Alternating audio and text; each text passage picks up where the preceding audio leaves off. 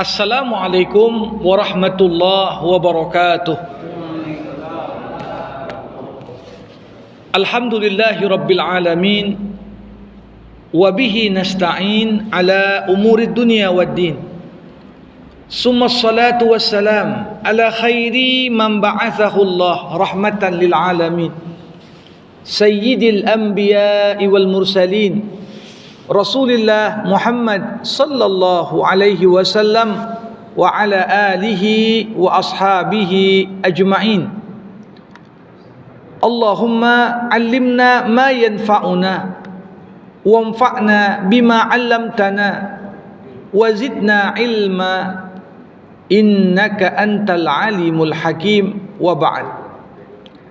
Bapak-bapak, ibu-ibu, kaum muslimin dan muslimat jamaah rahimakumullah, marilah kita tak hentinya memanjatkan puja dan puji hanya kepada Allah Subhanahu wa taala, pemilik alam semesta beserta segala isinya.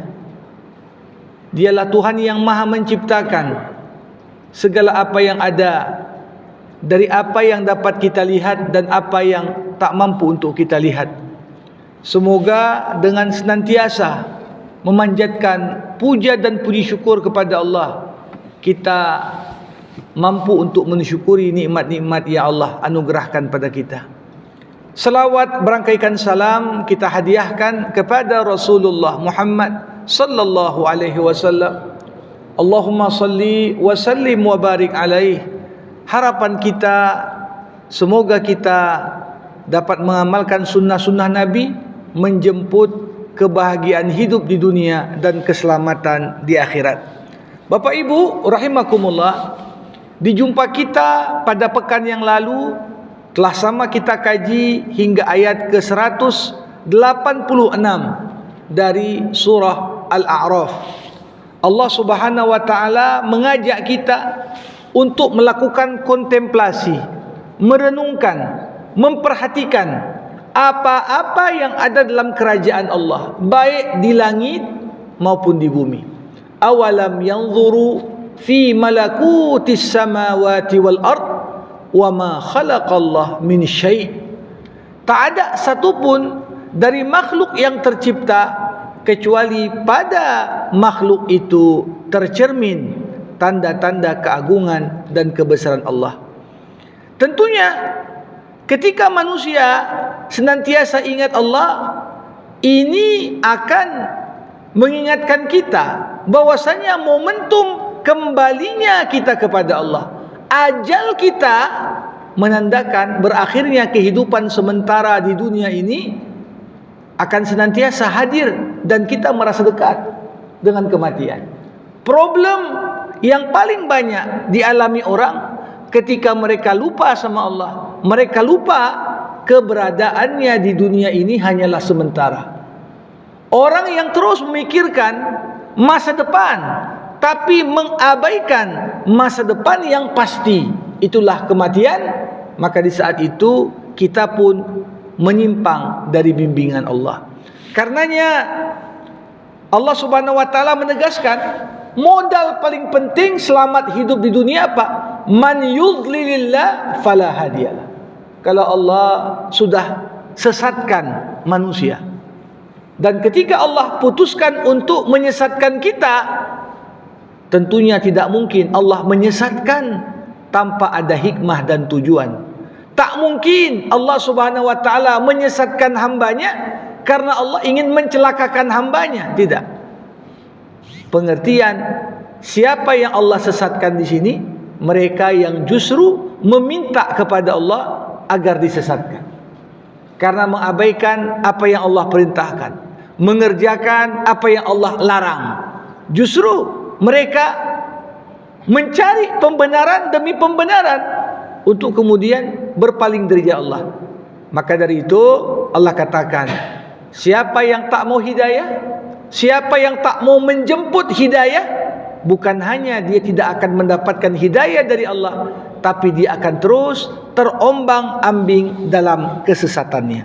Jamaah rahimakumullah, pagi hari ini kita akan kaji ayat berikutnya, ayat 187 Allah berfirman, yas'alunaka anis sa'ati ayyana mursaha. Mereka bertanya padamu Muhammad tentang kiamat, kapan kejadiannya? Jamaah rahimakumullah. Jadi kalau kita melihat kelompok yang bertanya kepada Nabi Muhammad tentang kapan kejadian hari kiamat ini, walaupun sebenarnya orang mukmin pun bertanya, tapi konteks ayat ini bercerita tentang mereka orang-orang yang memilih untuk sesat. Mereka orang-orang yang memilih untuk tetap berada dalam pengingkaran dan kekufuran. Mereka nanya bukan untuk beriman, tapi untuk melecehkan. Ya. Ibarat seorang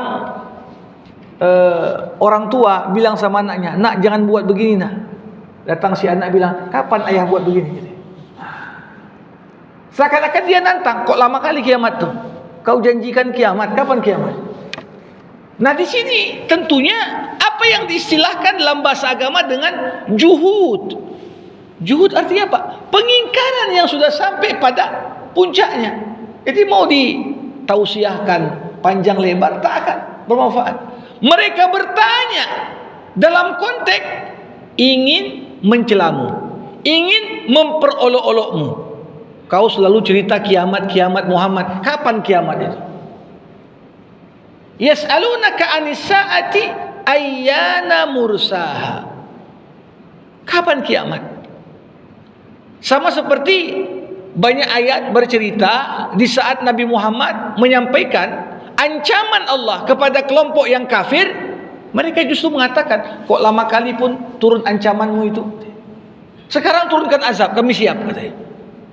Nah ini tentunya dialog yang dilakukan oleh kelompok yang mengingkari eksistensi adanya hari kiamat. Mereka ingin memperolok di balik pertanyaan itu. Namun Allah mengatakan, qul, Muhammad katakan kepada yang ingin memperolok kiamat, kepada yang ingin mengingkari adanya kiamat, qul innama ilmuha inda rabbi. Pengetahuan tentang kiamat itu bukan ada padaku, tapi pada Tuhanku. Jadi satu-satunya yang mengetahui kapan pastinya kiamat ya Allah. Tidak ada satupun manusia. Dulu heboh tahun 2002. Orang bilang ini kiamat nih. Ya, kiamat. Bahkan kalau kita lihat yang bilang kiamat pun tak tahu dia kapan mati. Bahkan dibuat film. Bisa pula orang selamat dari kiamat. Ini gambaran manusia yang tak paham tentang hakikat kiamat. Momentum binasalah segala apa yang ada di alam semesta ini. Kul innama ilmuha inda rabbi. Kata-kata innama ini dalam bahasa Arab disebut adatul hasr. Adatul hasr artinya apa? Kata yang menunjukkan pengetahuan tentang kiamat ya hanya ada pada Allah, tak ada pada yang lain. Makanya pada hadis yang diriwayatkan Imam Al-Bukhari tentang rukun Islam, rukun iman dan ihsan, tatkala Jibril yang menjelma menjadi seorang kakek tua bertanya, kapan kiamat? Di saat itu apa kata Rasulullah? Wa mal mas'ulu anha bi'a'lam minas sa'il. Yang ditanya pun tak lebih tahu daripada yang bertanya. Sama-sama tak tahu kita kapan kiamat. Nah, jadi kita lihat wa indahu mafatihul ghaib la ya'lamu illa. Ini termasuk di antara kunci-kunci pengetahuan gaib yang hanya Allah aja yang tahu. Malaikat Israfil yang meniup sangkakala pun tak tahu dia kapan disuruh tiup. Ketika Allah perintahkan baru tahu dia, oh ini berarti kiamat. Jadi ini gambaran. Nah, di sini la yujalliha liwaqtiha illa huwa. Tidak ada seorang pun yang dapat menjelaskan kapan waktu kejadian kiamat itu selain Allah Subhanahu wa taala. Tidak manusia, tidak pula Jibril tanpa Allah memberitahukan dan menginstruksikan kepadanya, tak ada yang tahu. Karena ini adalah bagian dari kunci pengetahuan gaib yang hanya Allah Subhanahu wa taala yang mengetahuinya. Thaqulat fis samawati wal ard. Allah katakan kiamat itu, huru-hara kiamat, kekacauan yang akan menyertai datangnya kiamat itu sangat berat bagi semua penduduk langit dan bumi. Jadi yang sibuk itu bukan manusia aja, penduduk langit pun sibuk ketika Allah Subhanahu wa taala tetapkan kiamat. Apa tanda huru-hara kiamat itu luar biasa dahsyatnya, Bapak Ibu? Bagaimana Allah Subhanahu wa taala menjelaskan kepada kita seorang ibu yang sedang menyusukan anaknya. Ketika momen kiamat datang, si ibu itu tak sadar dia campakkan anaknya. Padahal tidak ada satu perbuatan ataupun aktivitas membutuhkan fokus, membutuhkan perhatian yang begitu lebih sebagaimana perhatian yang seharusnya diberikan seorang ibu tatkala menyusukan bayinya. Kalau seorang ibu menyusukan tapi dia nggak fokus sambil ngerjain yang lain tuh Pak, si anak itu tidak tenang dia ketika menyusu. Nah, lihat bagaimana Allah menggambarkan huru-hara yang menyertai datangnya kiamat sampai seorang ibu pun tak sadar melempar anaknya. Kapan? Tatkala dia sedang menyusukannya. Yauma tadhalu kullu murdi'atin amma arda'at wa tada'u kullu zati hamlin hamlaha. Seorang wanita yang hamil tatkala menyaksikan dahsyatnya kiamat, seketika dia bersalin. Ini kata Quran. Jadi orang-orang yang gak sabaran mau tahu kapan kiamat, cukup bagi kalian, kata Allah, bayangkan dahsyat hiruk pikuk kiamat itu. Digambarkan dalam banyak ayat dengan peristiwa-peristiwa yang menggambarkan betapa peristiwa itu bukan peristiwa yang ringan. Jamaah rahimakumullah. Dan di sini Allah katakan, la ta'tikum illa baghtah. Kiamat itu tidak akan datang kepadamu kecuali tiba-tiba. Kalau dah bocor lah, atau ada kisi-kisi kapan kiamat, ini orang sudah siapkan diri semua. Ada yang buat bunker ya untuk bersembunyi di situ, bisa nggak siap dia menghadapi kiamat. Tidak bisa. Kiamat itu datang tiba-tiba. Makanya kalau kita lihat, justru deskripsi Rasulullah tentang datangnya kiamat kapan? Di saat tersisa penduduk di muka bumi yang tak lagi percaya kiamat. La taqumu sa'atu illa ala syirarin nas. Tidak akan datang hari kiamat kecuali tersisa di muka bumi tinggal orang jahat semua. Jadi kalau masih ada yang ngaji di Masjid Al-Jihad, masih ada yang sholat, masih ingat dia kiamat, nah ini belum datang kiamat.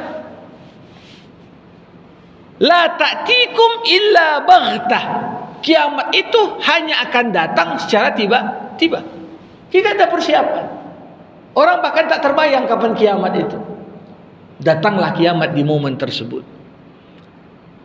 Jamaah rahimakumullah, kembali Allah Subhanahu wa taala mengabadikan pertanyaan orang-orang kafir yang ingin tahu lebih lanjut tentang kiamat Apakah karena penasaran atau karena sekedar ingin memperoloknya? Yas'alunaka ka'annaka hafiyun anha. Mereka bertanya-tanya kepadamu Muhammad seakan-akan kau tahu tentang kiamat. Jadi mereka menganggap, ya Muhammad, kalau kau utusan Tuhan, masa kau pun tak tahu kapan kiamat? Kau tiap hari cerita kiamat, kiamat sama kami, kapan kiamat kau pun tak bisa jawab. Yas'alunaka ka'annaka hafiyun anha. Qul innama ilmuha indallah walakinna aktsaran nas la ya'lamun. Katakan sekali lagi Muhammad kepada mereka yang ingin terus menggali darimu informasi seputar kapan kiamat terjadi, katakan pada mereka, pengetahuan tentang kiamat hanya ada di sisi Allah. Tidak ada satupun manusia yang tahu pastinya kapan kiamat.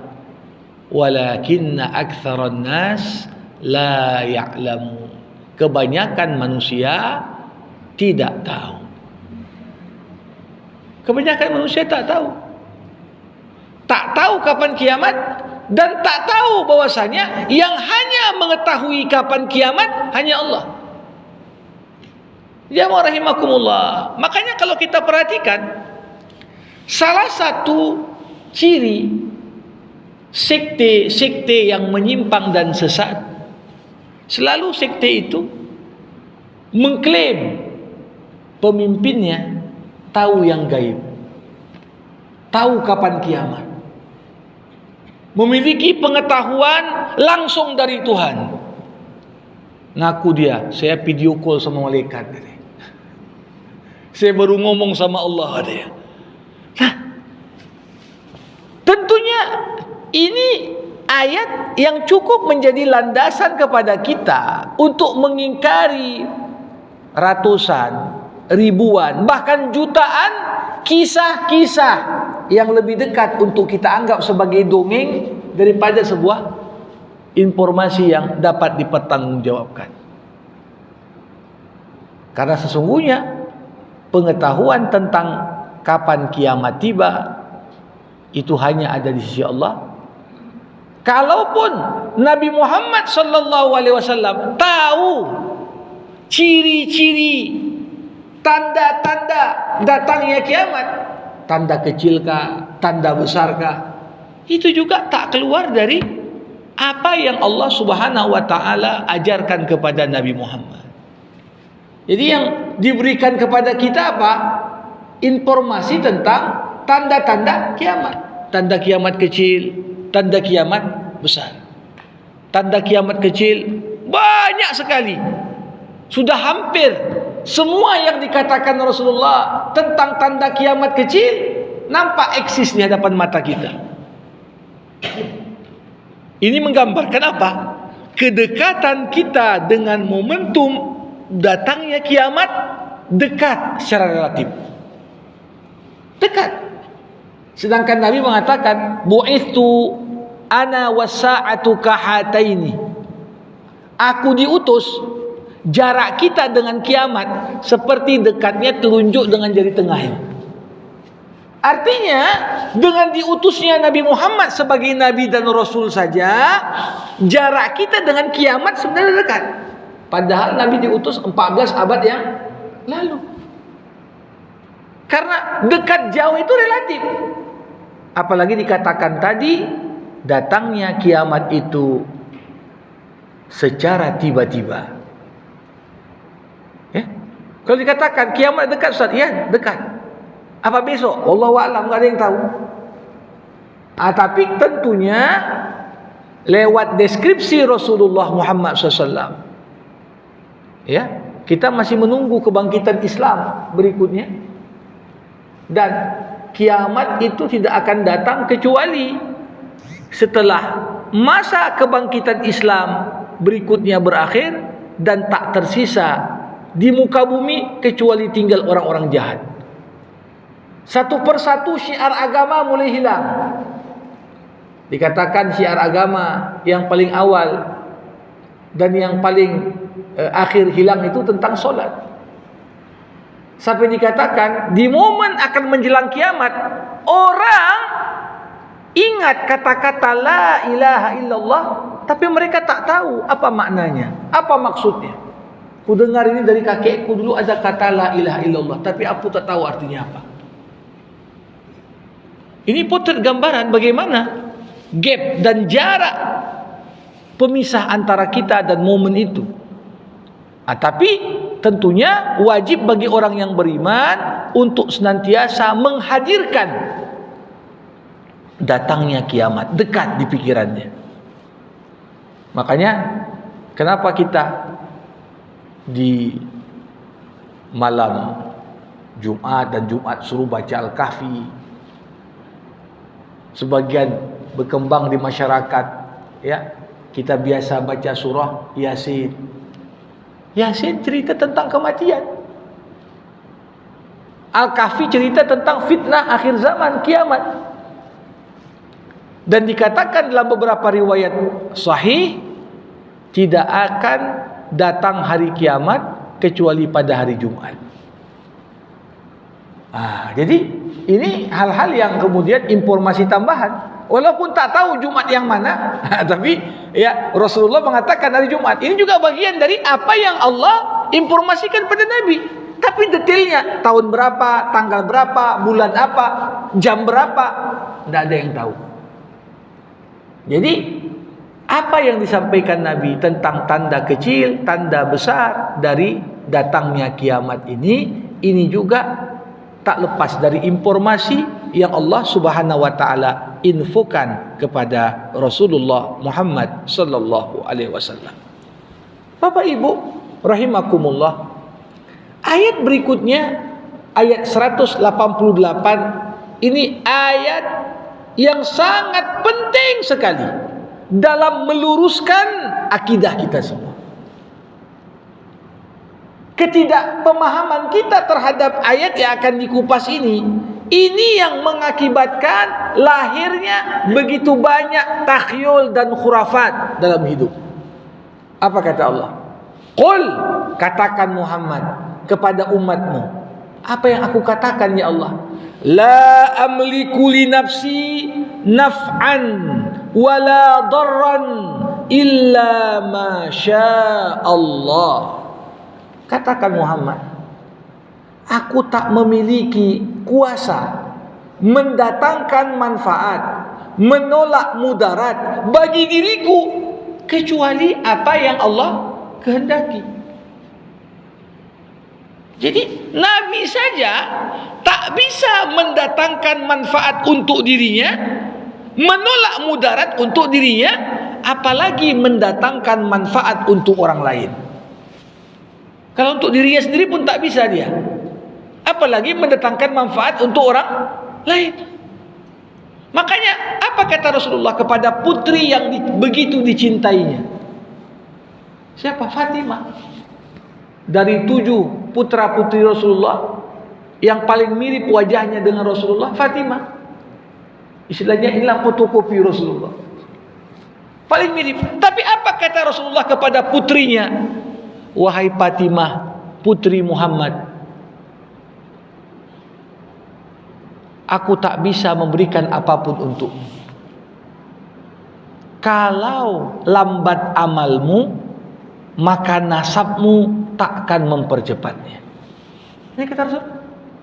Seorang ayah ngomong, menasihati kepada putrinya yang juga bagian dari umatnya, man lam yusri bihi amaluh, lam yusri bihi nasabuh. Jangan gara-gara nanti di akhirat, ini putri Rasulullah nih, kasih lempang aja.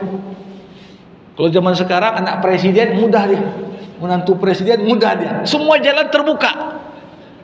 Rasulullah tak bisa. Putrinya pun Nabi katakan, aku tak bisa buat apa-apa untuk kau. Untuk menggambarkan apa? Bahwasanya apa? Kalau Nabi saja tak bisa memberikan manfaat, menolak mudarat untuk dirinya, konon lagi Nabi bisa memberikan manfaat untuk orang lain, menolak mudarat untuk orang lain. Makanya kalau kita lihat sekali lagi, kebanyakan sekte-sekte aliran-aliran sesat dan menyimpang. Benang merah di antara mereka apa? Selalu dalam aliran yang menyimpang ada pengkultusan tokoh. Dianggap ini pimpinannya ini orang paling tahu. Dia bisa kasih syafaat, bisa bela di hadapan Allah. Kalau Rasulullah aja ngaku, aku tak bisa bantu kau. Kau ada orang yang levelnya jauh di bawah Rasulullah, ngaku aku bisa bela kau nanti. La amliku li nafsi naf'an wala darra. Bapak Ibu, tatkala Rasulullah Muhammad sallallahu alaihi wasallam meninggal dunia, sahabat terdekat Nabi, siapa? Abu Bakar. Dia tengok banyak orang tak terima dengan berita kematian Rasulullah. Sampai-sampai Umar bin Khattab begitu emosi dia ketika itu. Siapa yang bilang Muhammad mati, hati-hati nanti ku pukul, kata Umar. Apa kata Abu Bakar? Man kana ya'budu Muhammadan fa inna Muhammadan qad mat. Wa man kana ya'budullah fa inna Allah hayyun la yamut. Siapa yang nyembah Muhammad, Muhammad dah meninggal. Tapi siapa yang menyembah Allah, Allah itu maha hidup, kekal abadi, tidak akan mati. Nah, ini satu makna yang cukup dalam memahami. Kalau Nabi Muhammad itu bisa mendatangkan manfaat untuk dirinya, bisa aja Nabi gak mati-mati. Bisa aja Nabi itu usianya sepanjang iblis misalnya. Ya. Kalau dia bisa datangkan manfaat untuk dirinya. Tapi Rasulullah Muhammad SAW justru beliau memperkenalkan dirinya apa? Sebagai abd, hambanya Allah. Seorang hamba itu tunduk patuh apapun perintahnya Allah. Penerimaan Nabi secara totalitas terhadap segala ketentuan Allah tanpa sedikit pun protes. Itulah makna abd. Jamaah rahimakumullah. Jadi salah satu wujud krisis tauhid yang dihadapi umat Islam zaman sekarang ini apa? Kita nganggap sosok si A ini bisa datangkan manfaat. Kalau enggak si A ini enggak jadi. Sosok si A ini bisa menolak mudarat. Seakan-akan kita gantungkan harapan kita semua sama dia. Kalau tak jadi dia, habislah kita. Tidak seperti itu. Satu peristiwa dalam sejarah Islam ini banyak ingin dirusak oleh para tulisan orientalis, tapi hakikatnya sungguh jelas. Ketika Khalifah Umar ibnul Khattab melepaskan jabatan pimpinan pasukan dari sosok Khalid bin Walid, dan itu terjadi kapan? Di tengah perang. Apa tulisan orang-orang orientalis? Mereka bilang, ini Umar ini takut tersaingi dia sama Khalid. Ya. Sebagian mengingatkan dulu di masa jahiliyah pernah ada perselisihan antara Umar sama Khalid. Maka ini momentum untuk menghinakan Khalid. Berbagai tulisan sampah yang ditulis, tapi fakta sejarah menunjukkan apa? Seketika Khalid dilepaskan jabatannya oleh Umar, Khalid datang bertanya langsung kepada Umar, wahai Khalifah, kenapa kau lepaskan aku dari jabatan sebagai pimpinan pasukan? Jawaban Umar apa? Wahai Khalid, sesungguhnya aku mencintaimu.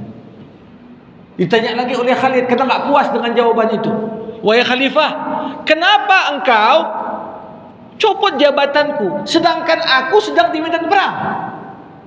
Dijawab lagi oleh Umar, wahai Khalid, sesungguhnya aku mencintaimu. Gak puas lagi dia. Ditanya yang kali ketiga, wahai Amirul Mukminin, kenapa kau pecat aku? Barulah Umar menjawab, Apa katanya? Aku khawatir Khalid, orang-orang akan kena fitnah. Seakan-akan mereka kemudian menganggap kami menang karena ada Khalid. Karena di mana ada perang, di situ dipimpin Khalid selalu menang. Sehingga banyak pasukan hampir rusak akidahnya gara-gara itu.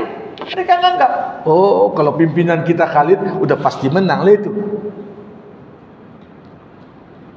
Umar bin Khattab ingin tunjukkan kemenangan itu bukan karena Khalid, kemenangan itu karena campur tangan Allah.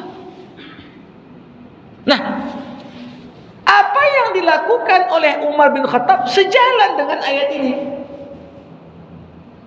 Seakan-akan Umar mengatakan, jangan kalian anggap Khalid itu yang bisa mendatangkan manfaat, menolak mudarat. Tidak. Kalau Nabi saja tak bisa mendatangkan manfaat, tak bisa menolak mudarat, apalagi Khalid, apalagi aku. Begitulah. Ketika kita paham makna dan kandungan dari pembuka ayat ke-188 ini, sekali lagi saya katakan, jutaan cerita-cerita tak berdasar, tahyul, khurafat yang berkembang tengah masyarakat, ini hilang dengan sendirinya kalau kita paham makna ini. Jangan orang anggap, oh kalau sama dia nanti aman, dia akan backup aku, tak diperiksa KPK. Tidak juga. Karena kekuasaan itu datang silih berganti, berputar. Ketika manusia menyandarkan kemaslahatan, kebaikan kepada sosok selain Allah Subhanahu wa taala, jatuhlah dia pada syirik. Bapak Ibu, dikatakan di sini Rasulullah berkata, walau kuntu a'lamul ghaiba lastakthartu minal khairi wa ma massaniyasu. Seandainya aku tahu yang gaib, kata Rasul, niscaya aku akan berbuat kebajikan sebanyak-banyaknya dan bahaya pun tidak akan menimpaku. Ungkapan ini menunjukkan pengakuan Nabi, aku pun tak tahu yang gaib. Aku pun tak tahu yang gaib. Berapa banyak dalam Al-Quran Allah Subhanahu wa ta'ala menegur langsung Rasulullah. Kalau Nabi Muhammad tahu yang gaib, ya Nabi bisa menghindar dari memilih untuk bersikap atau berbuat yang sampai kena tegur oleh Allah Subhanahu wa ta'ala. Dalam masalah tawanan perang Badar, ada 70-an lebih tawanan perang Badar dari tokoh-tokoh kafir Quraisy. Ketika itu Rasulullah tanya Abu Bakar, apa yang kita buat nih? Abu Bakar bilang, Rasul, udahlah kita bebaskan aja orang tuh. Ini kan saudara kita juga ini katanya. Satu kampung sama kita, satu kabilah sama kita. Mudah-mudahan ketika kita bebaskan, tergerak hatinya untuk masuk Islam. Ditanya oleh Rasulullah Umar bin Khattab, Umar, apa yang kita buat? Oh Rasul, menurutku jangan kita bebaskan.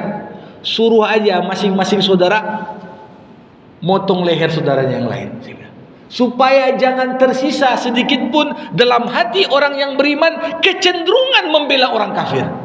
Itu kata Umar. Tapi ketika Rasulullah disuruh milih, hati Nabi condong kepada pendapat Abu Bakar.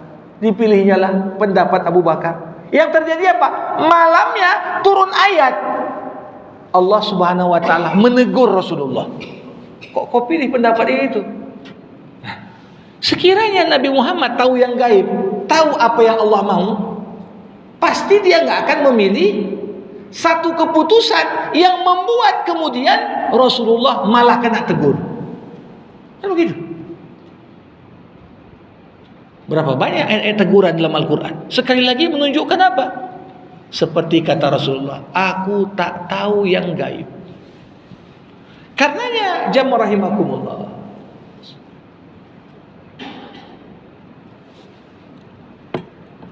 pengetahuan yang gaib dalam Islam itu ada banyak tingkatan. Ada namanya ghaibun mutlak. gaib yang mutlak, gaib yang tidak ada akses dan cara kita bisa sampai untuk mengetahuinya. Itulah kapan kiamat, hakikat ruh. Mau dibuat riset dengan biaya uang triliunan pun tak akan tahu juga tentang hakikat ruh. Karena Allah sudah katakan, ruh itu urusanku, bukan urusanmu. Dan kau tak akan tahu tentang ruh kecuali dalam batas yang kuizinkan kau untuk tahu. Kapan kiamat? Sama ini gaib mutlak. Tapi ada gaib-gaib yang sifatnya nisbi, gaib yang relatif. Zaman dulu, apa jenis kelamin janin dalam kandungan gaib. Setelah ditemukan USG, ya, 6 bulan udah bisa tengok dokter. Oh, nampak ini laki-laki lahir bahannya. Kenapa? Nampak dengan cahaya, ya, ultrasonik yang ada memungkinkan itu dilihat. Yang dulu dianggap gaib, sekarang nggak gaib lagi. Tapi apakah artinya dokter tahu yang gaib semua? Enggak. Dokter tak tahu umur anak ini berapa lama, rezekinya bagaimana, apakah lahir dia orang senang atau bahagia atau sengsara, nggak tahu dokter. Kenapa? Karena ada bagian dari gaib Allah izinkan untuk kita tahu. Dulu kejadian yang terjadi di Amerika atau belahan dunia lain detik ini juga itu gaib bagi kita. Tapi dengan internet zaman sekarang bisa di detik yang sama tahu kita apa kejadian di Amerika. Artinya apa? Ini namanya gaib nisbi, udah relatif, tahu kita. Nah, di sini apa yang dimaksudkan oleh Rasulullah, a'lamul ghaiba, di sini adalah gaib yang mutlak. Sekiranya aku tahu yang gaib yang mutlak, yang hanya menjadi porsi dan bagian Allah satu-satunya yang mengetahuinya, pasti aku sudah berbuat banyak kebaikan dan bahaya tidak akan menimpaku. Tapi selama ada teguran untuk Nabi, ada musibah juga menimpa Nabi, menunjukkan apa? Nabi tak tahu gaib. Dan di penutup ayat Allah katakan, in ana illa nadhirun wa bashir liqaumi yu'minun. Sesungguhnya aku hanyalah seorang pembawa peringatan dan pembawa kabar gembira bagi orang-orang yang beriman. Jadi kedudukan Nabi tak lain hanyalah utusan Allah. Ibarat tukang pos yang bawa surat ngasih tahu. Nabi Muhammad membawa kabar gembira sebagaimana membawa peringatan. Nabi Muhammad tak tahu yang lebih dari itu. Begitulah hakikat Rasulullah Muhammad SAW, kedudukan beliau. Dan inilah porsi yang harus kita pahami betul agar akidah kita tidak menyimpang gara-gara kita mengkultuskan tokoh. Mengkultuskan tokoh, mendudukkannya lebih dari posisi yang sebenarnya. Kita anggap dia tahu yang gaib, dia tahu ini, dia tahu itu. Padahal tidak ada. Bahkan kalau ada orang ngaku-ngaku, saya ini tahu saya yang gaib, tahu saya kapan kiamat. Udah cukup kata-katanya itu menunjukkan dia dajjal kecil. Ya, karena porsi yang gaib hanya Allah Subhanahu wa taala satu-satunya yang memiliki informasi dan mengetahui, ya, hakikat tentangnya. Demikian jamaah rahimakumullah yang dapat kita kaji di jumpa kita pagi hari yang berbahagia ini. 2 ayat sekali lagi menjadi landasan untuk memurnikan tauhid kita, meluruskan keyakinan kita. Tak ada yang dapat memiliki untuk bisa memberikan manfaat, menolak kemudaratan kecuali hanyalah Allah.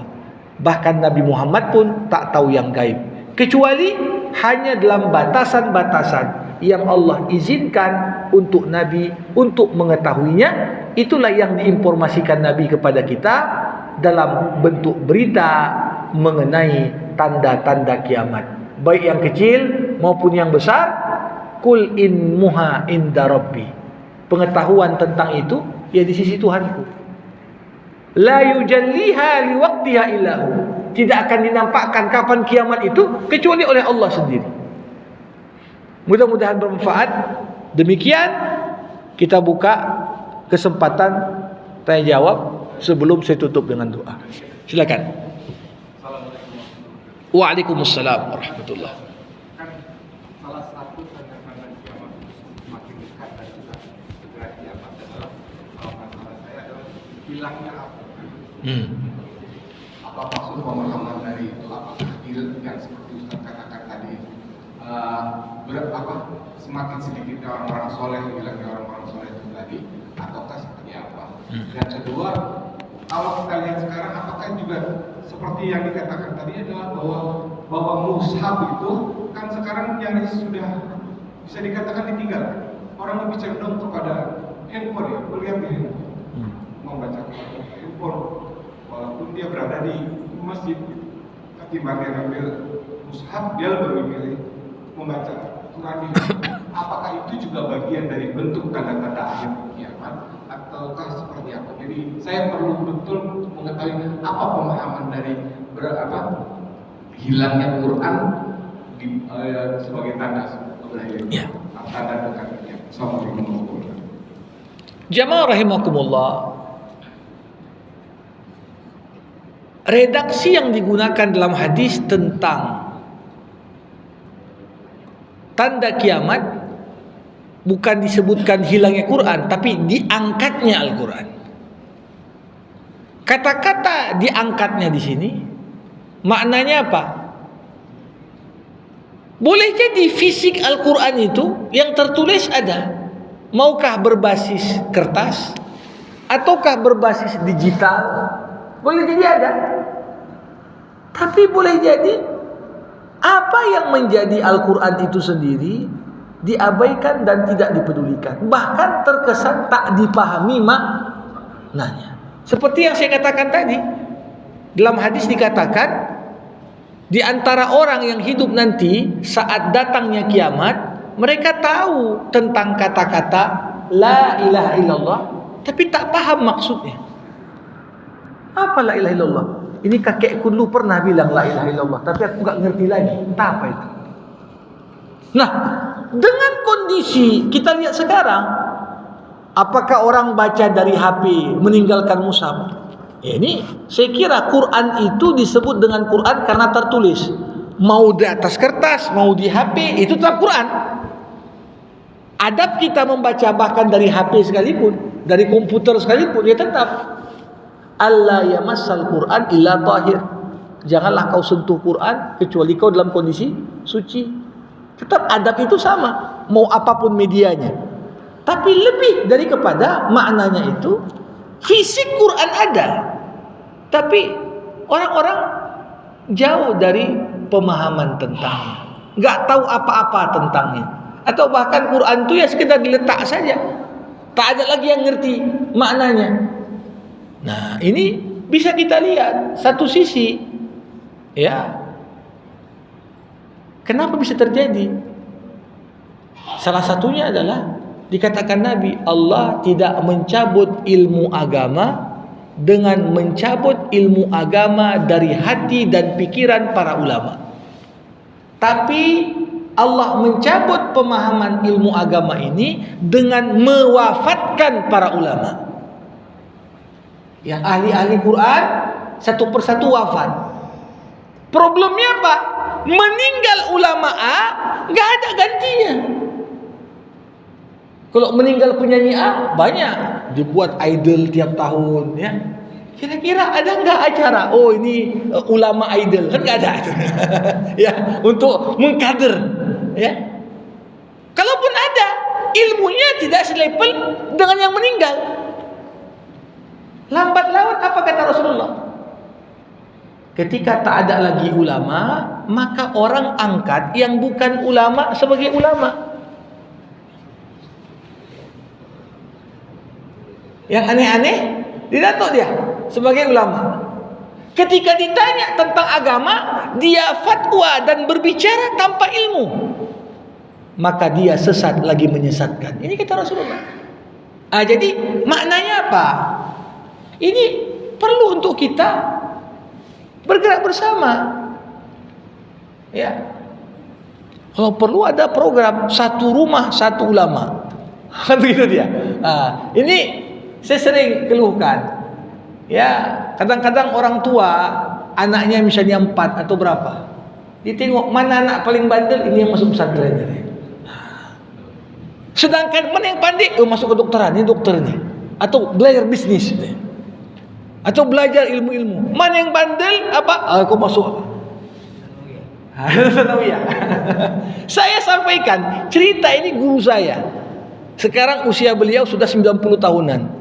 Dia katakan, waktu di zaman saya Zamakhsyari katanya, itu untuk masuk fakultas syariah yang tamat SMA di Syria itu hanya yang nilainya 9 koma boleh masuk.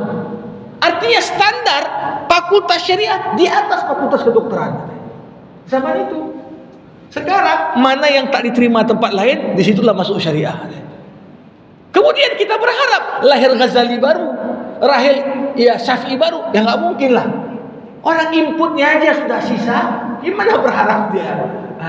Jadi kalau kita abai, mungkin Qurannya dicetak terus.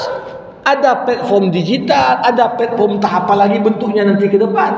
Tapi problemnya bukan ada pun tulisan tak ada yang pandai baca. Ada pun tulisan tak ada yang memahami. Inilah makna Quran diangkat. Artinya apa? Ada wujudnya, tapi nggak ada yang paham. Entah apa maksudnya nih, nggak ngerti. Ini maksudnya. Jadi kalau misalnya orang, ini kan lebih kepada kepraktisan. Selama Quran digital itu sudah terverifikasi, maka insya Allah tidak ada problem membaca. Karena itu bagian dari Quran juga. Karena di zaman Nabi pun nggak ditulis di kertasnya, di batu, di tulang, di daun. Tapi orang membacanya dianggap baca Quran. Bukan pada bahan apa Quran itu ditulis, tapi lebih kepada hilangnya sekelompok orang yang bisa memahami Al-Quran, memberikan pencerahan Quran yang tepat kepada umat manusia. Silakan. Assalamualaikum warahmatullahi wabarakatuh. Waalaikumsalam. Pertama saya menambahi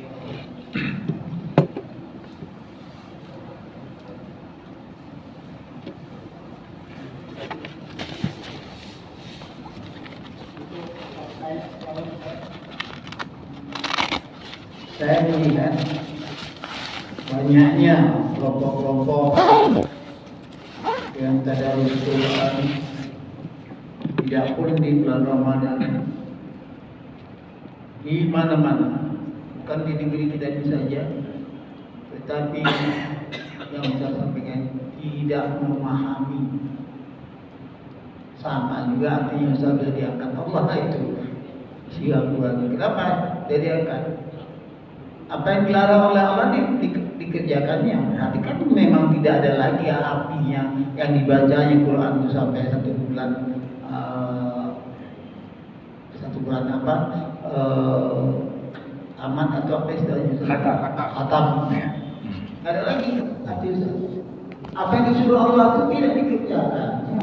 Ya, sama dengan orang yang penyanyi idola apa itu tidak ideal sama. Ini fakta, bukan baru sekarang, sudah beberapa tahun saya amati itu sudah terjadi. Ini memang betul sudah diangkat, tak ada lagi marwah Al-Quran itu. Dan yang paling sadisnya Ustaz, yang ngerjakan itu bukan orang-orang bodoh, orang alim juga. Saya kembali kepada pertanyaan yang saya sampaikan Ustaz. Yang saya garis bawahi kita Ustaz, bisa katakan hidayah kalau tidak dikejar, dijolong, kita akan menuju kepada kezaliman. Pertanyaan Ustaz, bagaimana ciri-ciri bahwasanya kita sudah pada posisi mengejar dan menjolong hidayah? Itu satu Ustaz. Yang kedua Ustaz, mengenai Nabi mengatakan kepada Fatimah yang saya sampaikan tadi, tidak akan bisa menolong nanti. Tapi di dalam kesempatan kan Rasul punya hak Syafaat uzma. Syafaat, Ustaz. Ya. Kenapa ini terucap Ya. kepada anaknya sendiri? Ya. Yang ketiga, Ustaz. Yang kiamat yang disampaikan Nabi itu, kalau saya lihat, yang cocok kali itu dengan Indonesia, Ustaz. Apa saya salah melihat? Ciri-cirinya itu yang cocok kali Indonesia, Ustaz. Kalau Malaysia nggak cocok kali. Iya, Ustaz. Jauh kali dengan yang disampaikan Rasul.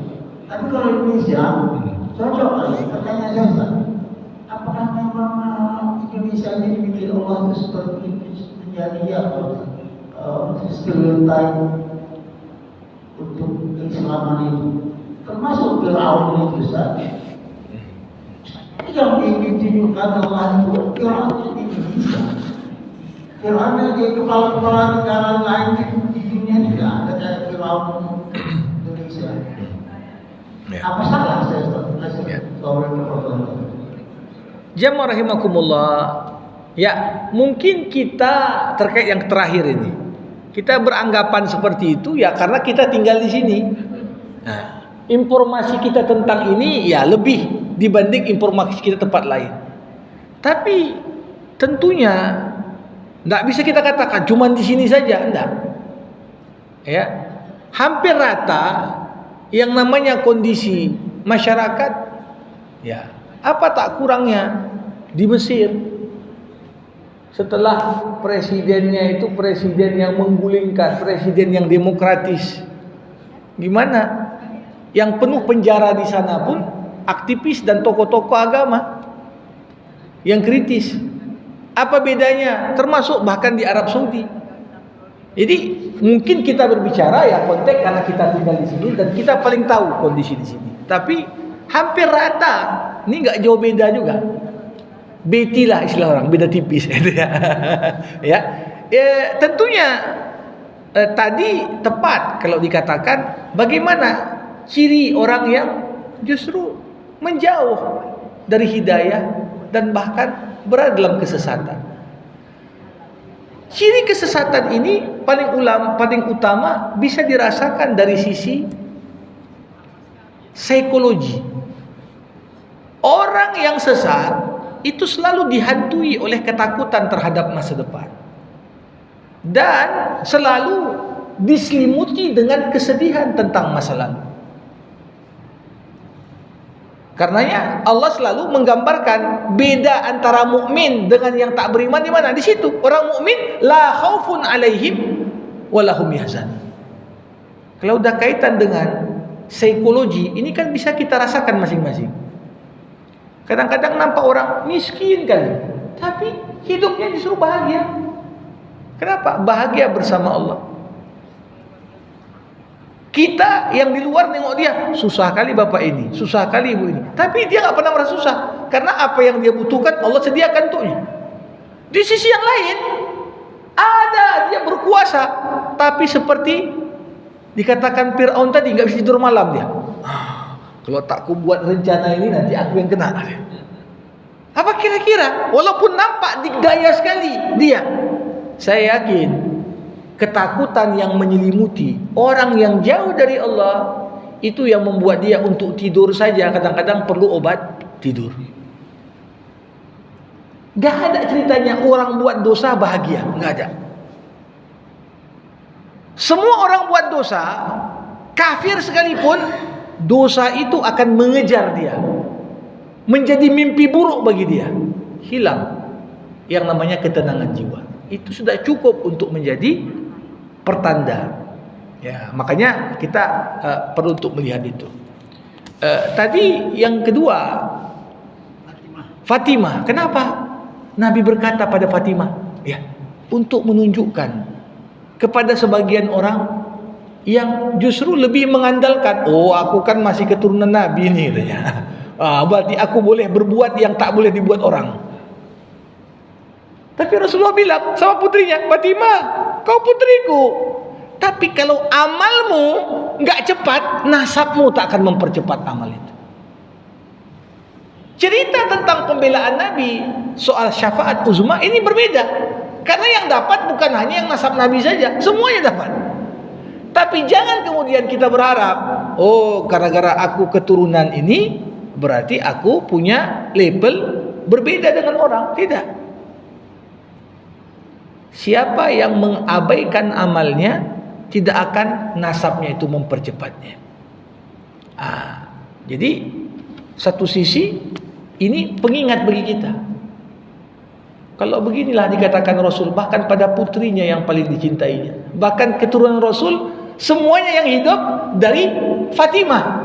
Karena anak-anak Nabi yang lain itu meninggal dunia sebelum memberikan keturunan. Cuma Fatimah lah, Hasan dan Husain cucu Nabi. Jadi yang aku kemudian, siapa yang menjadi keturunan Rasulullah SAW adalah pasti, kalau tidak dari jalur Hasan, pasti dari jalur Husain. Tapi hadis itu untuk pengingat bahwasanya apa? Walaupun semua orang akan dapat syafaat uzma dari Rasulullah, tapi untuk berada pada label yang sama Rasulullah, untuk ditempatkan nanti di surga yang istimewa sama Nabi, ya, sedikit pun nanti tak bisa, mana kartumu masuk, ya, aku kan keturunan Nabi, masuk aja, tanpa didukung oleh amal dan ilmu yang mumpuni. Ya. Berarti sahabat itu mesti punya modal amal dulu baru dapat. Iya. Ketika ada sahabat Rasulullah yang minta kepada Nabi, jadikan aku temanmu nanti di surga. Nabi enggak langsung mengiyakan. Apa kata Nabi? Bantu dirimu agar bisa berada di level itu dengan memperbanyak sujud. Jadi Nabi kan enggak ngobrol-ngobrol saja. Oke, nanti aku masukkan kau. Apa amalmu? Apa amalmu yang membuatmu layak untuk sampai ke situ? Jadi dari sisi syafaat, yauma idzin la tanfa'u syafa'atu illa man azina lahu rahman wa radiya lahu qaula. Pada hari itu tidak ada seorang pun yang bisa memberikan syafaat dan pembelaan kepada orang lain kecuali jika Allah izinkan dan Allah meridhoinya. Itu dua hal syarat. Jadi kalau ya kita berharap syafaat Rasul tapi Allah enggak izinkan, enggak bisa juga. Allah enggak ridhoi, enggak bisa juga. Jadi syafaat Nabi tak berdiri sendiri kecuali karena izin Allah dan ridho darinya. Wallahu a'lam. Alhamdulillahirabbil alamin. Hamdan yuwafi ni'amah wa yukafi'u mazidah. Ya Rabbana lakal hamdu kama yanbaghi li jalali wajhikal karim wa li 'azimi sultanik. Allahumma salli ala Sayyidina Muhammad wa ashghilil zalimin bil zalimin wa akhrijna min bainihim salimin. Allahumma 'allimna ma yanfa'una wanfa'na bima 'allamtana wa zidna 'ilma innaka antal alimul hakim. Rabbana dhalamna anfusana wa in lam taghfir lana wa tarhamna lanakunanna minal khasirin. Allahumma khtim lana bihusnil khatimah wa la takhtim alaina illa bihusnil khatimah. ربنا ظلمنا أنفسنا وإن لم تغفر لنا وترحمنا لنكونن من الخاسرين ربنا آتنا في الدنيا حسنة وفي الآخرة حسنة وقنا عذاب النار وصلى الله على سيدنا محمد وعلى آله وصحبه أجمعين والحمد لله رب العالمين. Terima kasih.